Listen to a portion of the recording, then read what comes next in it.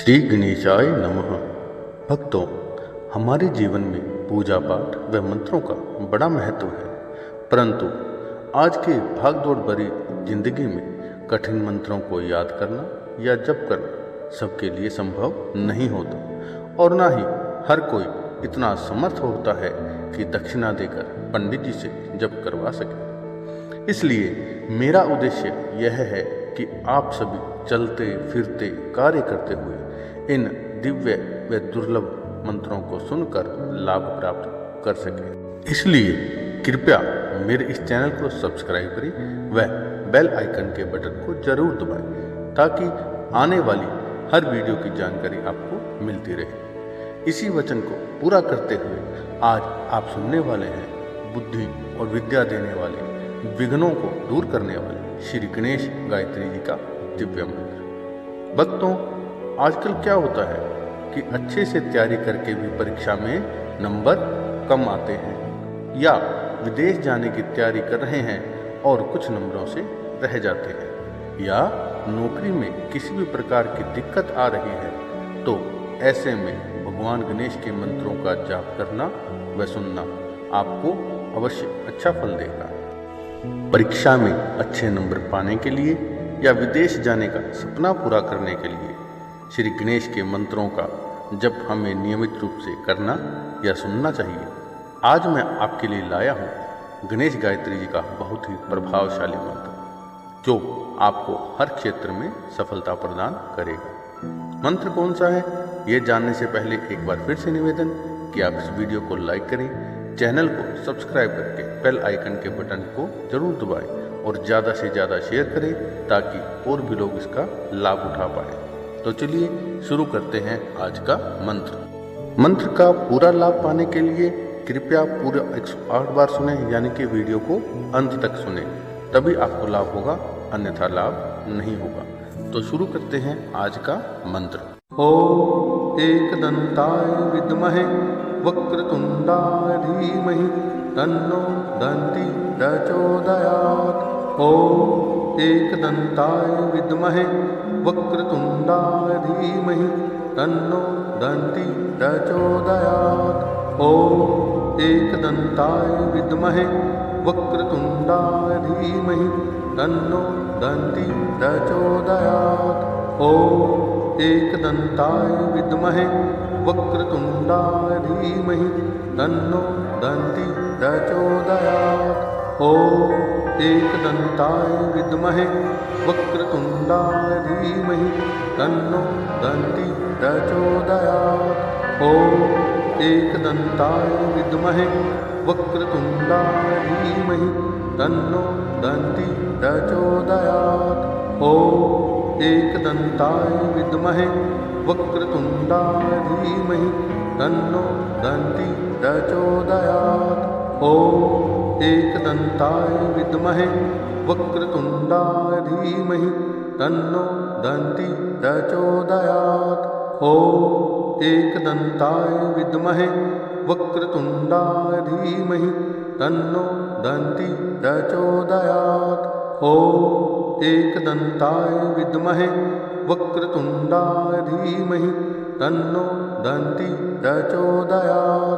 ओम एकदंताय विद्महे वक्रतुंडाय धीमहि तन्नो दन्ति प्रचोदयात्। ओम एकदंताय विद्महे वक्रतुंडाय धीमहि तन्नो दन्ति प्रचोदयात्।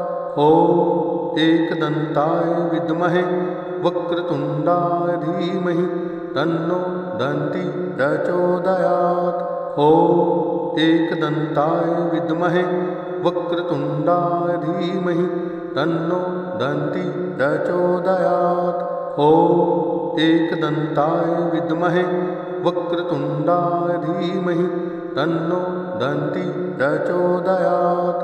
ओम एकदंताय विद्महे वक्रतुंडाय धीमहि तन्नो दन्ति प्रचोदयात्।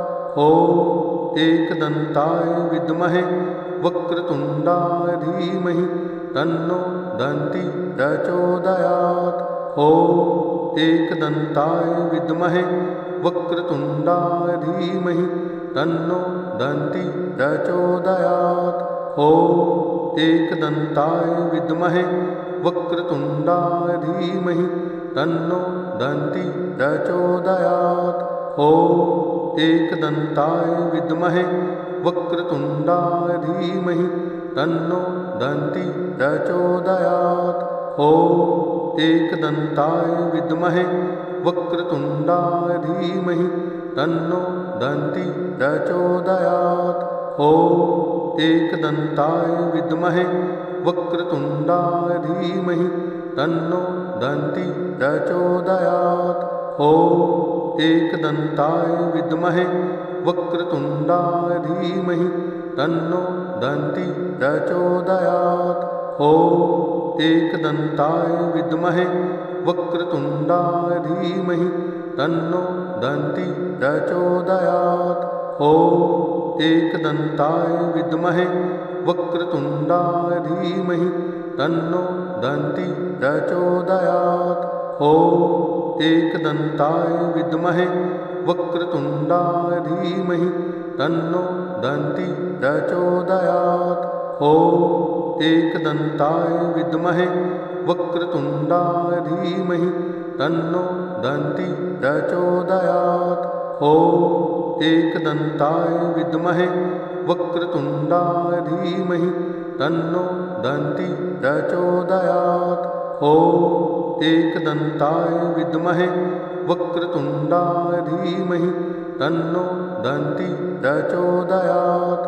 ॐ एकदन्ताय विद्महे वक्रतुण्डाय धीमहि तन्नो दन्ति प्रचोदयात्। ॐ एकदन्ताय विद्महे वक्रतुण्डाय धीमहि तन्नो दन्ति प्रचोदयात्। ॐ एकदन्ताय विद्महे वक्रतुण्डाय धीमहि तन्नो दन्ति प्रचोदयात्। ॐ एकदन्ताय विद्महे वक्रतुण्डाय धीमहि तन्नो दन्ति प्रचोदयात्। ॐ एकदन्ताय विद्महे वक्रतुण्डाय धीमहि तन्नो दन्ति प्रचोदयात्। ॐ एकदन्ताय विद्महे वक्रतुण्डाय धीमहि तन्नो दन्ति प्रचोदयात्। ॐ एकदन्ताय विद्महे वक्रतुण्डाय धीमहि तन्नो दन्ति प्रचोदयात्। ॐ एकदन्ताय विद्महे वक्रतुण्डाय धीमहि तन्नो दन्ति प्रचोदयात्। ॐ एकदन्ताय विद्महे वक्रतुण्डाय धीमहि तन्नो दन्ति प्रचोदयात्। ॐ एकदन्ताय विद्महे वक्रतुण्डाय धीमहि तन्नो दन्ति प्रचोदयात्। ॐ एकदन्ताय विद्महे वक्रतुण्डाय धीमहि तन्नो दन्ति प्रचोदयात्। ॐ एकदन्ताय विद्महे वक्रतुण्डाय धीमहि तन्नो दन्ति प्रचोदयात्। ॐ एकदन्ताय विद्महे वक्रतुण्डाय धीमहि तन्नो दन्ति प्रचोदयात्। ॐ एकदन्ताय विद्महे वक्रतुण्डाय धीमहि तन्नो दन्ति प्रचोदयात्। ॐ एकदन्ताय विद्महे वक्रतुण्डाय धीमहि तन्नो दन्ति प्रचोदयात्। ॐ एकदन्ताय विद्महे वक्रतुण्डाय धीमहि तन्नो दन्ति प्रचोदयात्। ॐ एकदन्ताय विद्महे वक्रतुण्डाय धीमहि तन्नो दन्ति प्रचोदयात्। ॐ एकदन्ताय विद्महे वक्रतुण्डाय धीमहि तन्नो दन्ति प्रचोदयात्। ॐ एकदन्ताय विद्महे वक्रतुण्डाय धीमहि तन्नो दन्ति प्रचोदयात्। ॐ एकदन्ताय विद्महे वक्रतुण्डाय धीमहि तन्नो दन्ति प्रचोदयात्। ॐ एकदन्ताय विद्महे वक्रतुण्डाय धीमहि तन्नो दन्ति प्रचोदयात्। ॐ एकदन्ताय विद्महे वक्रतुण्डाय धीमहि तन्नो दन्ति प्रचोदयात्। ॐ एकदन्ताय विद्महे वक्रतुण्डाय धीमहि तन्नो दन्ति प्रचोदयात्। ॐ एकदन्ताय विद्महे वक्रतुण्डाय धीमहि तन्नो दन्ति प्रचोदयात्। ॐ एकदन्ताय विद्महे वक्रतुण्डाय धीमहि तन्नो दन्ति प्रचोदयात्। ॐ एकदन्ताय विद्महे वक्रतुण्डाय धीमहि तन्नो दन्ति प्रचोदयात्।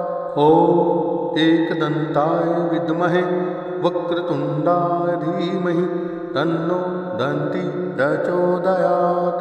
ॐ एकदन्ताय विद्महे वक्रतुण्डाय धीमहि तन्नो दन्ति प्रचोदयात्। ॐ एकदन्ताय विद्महे वक्रतुण्डाय धीमहि तन्नो दन्ति प्रचोदयात्। ॐ एकदन्ताय विद्महे वक्रतुण्डाय धीमहि तन्नो दन्ति प्रचोदयात्। ॐ एकदन्ताय विद्महे वक्रतुण्डाय धीमहि तन्नो दन्ति प्रचोदयात्। ॐ एकदन्ताय विद्महे वक्रतुण्डाय धीमहि तन्नो दन्ति प्रचोदयात्। ॐ एकदन्ताय विद्महे वक्रतुण्डाय धीमहि तन्नो दन्ति प्रचोदयात्। ॐ एकदन्ताय विद्महे वक्रतुण्डाय धीमहि तन्नो दन्ति प्रचोदयात्।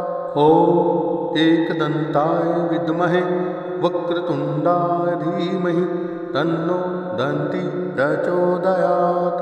ॐ एकदन्ताय विद्महे वक्रतुण्डाय धीमहि तन्नो दन्ति प्रचोदयात्। ॐ एकदन्ताय विद्महे वक्रतुण्डाय धीमहि तन्नो दन्ति प्रचोदयात्। ॐ एकदन्ताय विद्महे वक्रतुण्डाय धीमहि तन्नो दन्ति प्रचोदयात्। ॐ एकदन्ताय विद्महे वक्रतुण्डाय धीमहि तन्नो दन्ति प्रचोदयात्। ॐ एकदन्ताय विद्महे वक्रतुण्डाय धीमहि तन्नो दन्ति प्रचोदयात्। ॐ एकदन्ताय विद्महे वक्रतुण्डाय धीमहि तन्नो दन्ति प्रचोदयात्। ॐ एकदन्ताय विद्महे वक्रतुण्डाय धीमहि तन्नो दन्ति प्रचोदयात्। ॐ एकदन्ताय विद्महे वक्रतुण्डाय धीमहि तन्नो दन्ति प्रचोदयात्। ॐ एकदन्ताय विद्महे वक्रतुण्डाय धीमहि तन्नो दन्ति प्रचोदयात्।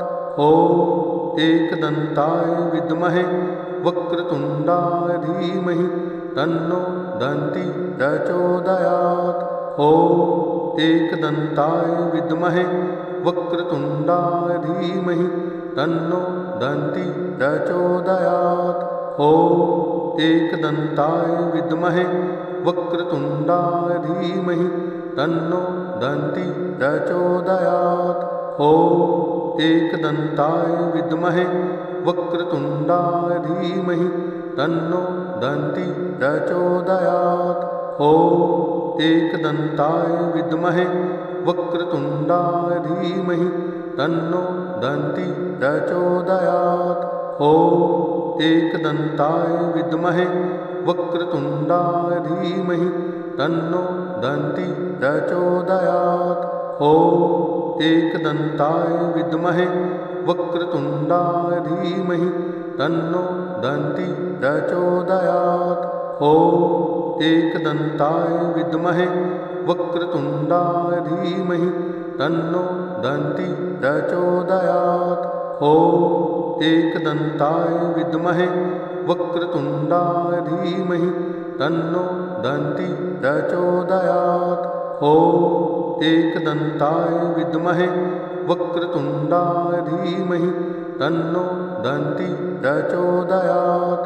ॐ एकदन्ताय विद्महे वक्रतुण्डाय धीमहि तन्नो दन्ति प्रचोदयात्।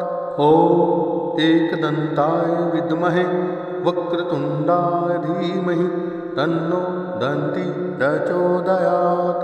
ॐ एकदन्ताय विद्महे वक्रतुण्डाय धीमहि तन्नो दन्ति प्रचोदयात्। ॐ एकदन्ताय विद्महे वक्रतुण्डाय धीमहि तन्नो दन्ति प्रचोदयात्। ॐ एकदन्ताय विद्महे वक्रतुण्डाय धीमहि तन्नो दन्ति प्रचोदयात्। ॐ एकदन्ताय विद्महे वक्रतुण्डाय धीमहि तन्नो दन्ति प्रचोदयात्। ॐ एकदन्ताय विद्महे वक्रतुण्डाय धीमहि तन्नो दन्ति प्रचोदयात्। ॐ एकदन्ताय विद्महे वक्रतुण्डाय धीमहि तन्नो दन्ति प्रचोदयात्। ॐ एकदन्ताय विद्महे वक्रतुण्डाय धीमहि तन्नो दन्ति प्रचोदयात्। ॐ एकदन्ताय विद्महे वक्रतुण्डाय धीमहि तन्नो दन्ति प्रचोदयात्। ॐ एकदन्ताय विद्महे वक्रतुण्डाय धीमहि तन्नो दन्ति प्रचोदयात्। ॐ एकदन्ताय विद्महे वक्रतुण्डाय धीमहि तन्नो दन्ति प्रचोदयात्। ॐ एकदन्ताय विद्महे वक्रतुण्डाय धीमहि तन्नो दन्ति प्रचोदयात्।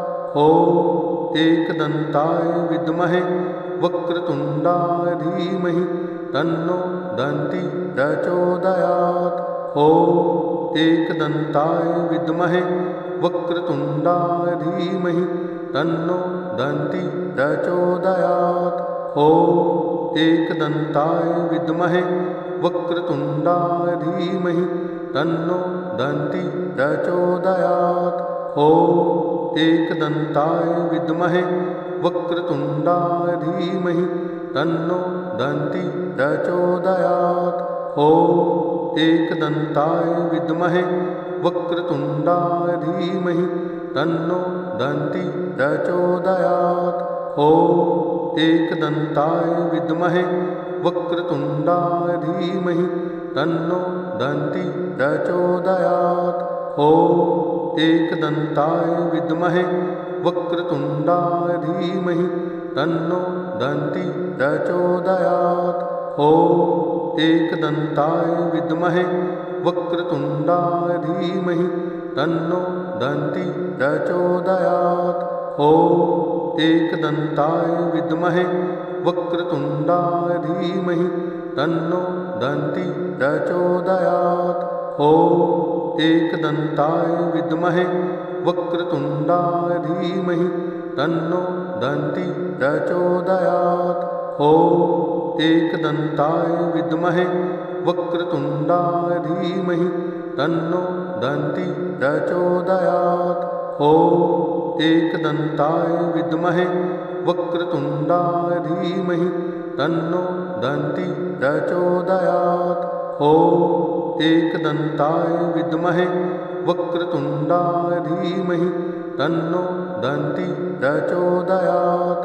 ॐ एकदन्ताय विद्महे वक्रतुण्डाय धीमहि तन्नो दन्ति प्रचोदयात्।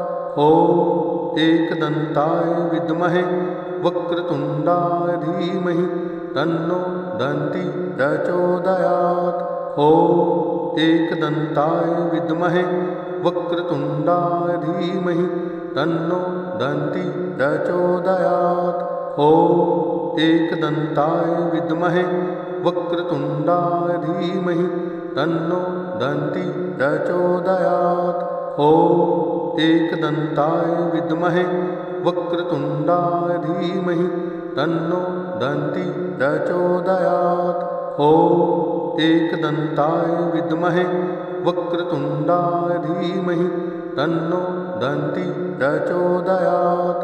ॐ एकदन्ताय विद्महे वक्रतुण्डाय धीमहि तन्नो दन्ति प्रचोदयात्। ॐ एकदन्ताय विद्महे वक्रतुण्डाय धीमहि तन्नो दन्ति प्रचोदयात्।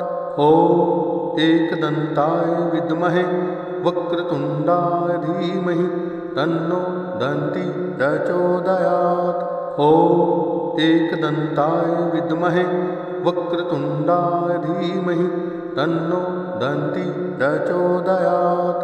ॐ एकदन्ताय विद्महे वक्रतुण्डाय धीमहि तन्नो दन्ति प्रचोदयात्।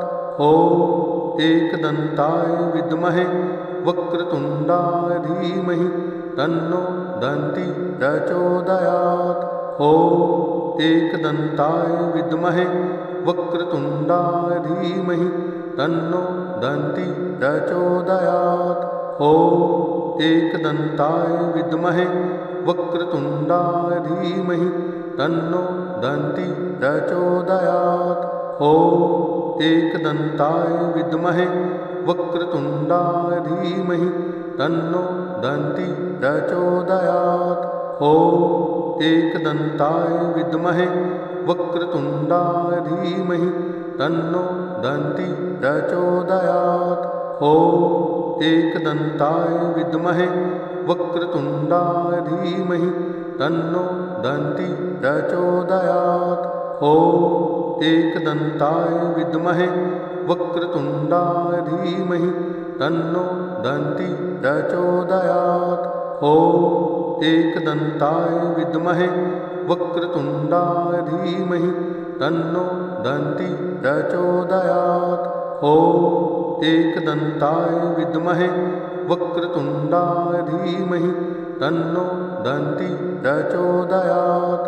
ॐ एकदन्ताय विद्महे वक्रतुण्डाय धीमहि तन्नो दन्ति प्रचोदयात्। ॐ एकदन्ताय विद्महे वक्रतुण्डाय धीमहि तन्नो दन्ति प्रचोदयात्।